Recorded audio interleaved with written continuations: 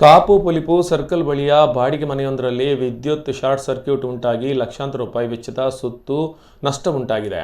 ಪುಲಿಪು ಲಕ್ಷ್ಮೀನಾರಾಯಣ ಕಾಂಪ್ಲೆಕ್ಸ್ನಲ್ಲಿ ವಾಸವಿರುವ ಗುರುರಾಜ್ ಮತ್ತು ಶಕೀಲಾ ಎಂಬವರ ಮನೆಯಲ್ಲಿ ಬೆಂಕಿ ಅನಾಹುತ ಉಂಟಾಗಿದ್ದು, ಪಕ್ಕದ ಕೃಷ್ಣರಾಜ್ ಅವರ ಮನೆಗೂ ಬೆಂಕಿ ಆವರಿಸಿದೆ. ಘಟನೆಯಿಂದಾಗಿ ಗುರುರಾಜ್ ಅವರ ಮನೆಯೊಳಗಿನ ವಸ್ತುಗಳೆಲ್ಲ ಸಂಪೂರ್ಣವಾಗಿ ಕರಟಿ ಹೋಗಿದ್ದು, ವೈರಿಂಗ್ ಸಹಿತವಾಗಿ ಲಕ್ಷಾಂತರ ರೂಪಾಯಿ ಸುತ್ತು ನಷ್ಟ ಆಗಿದೆ.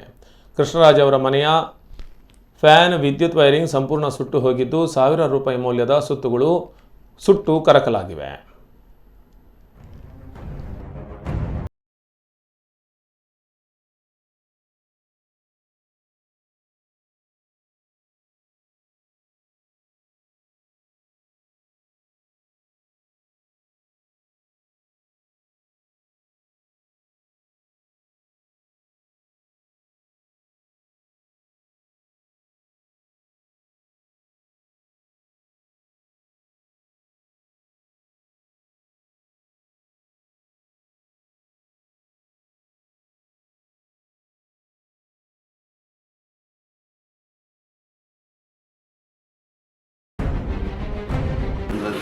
ನಾವು ಬೀಗ ಹಾಕಿದ ಅಂಗಡಿ ಹೋಗಿದ್ವಿ.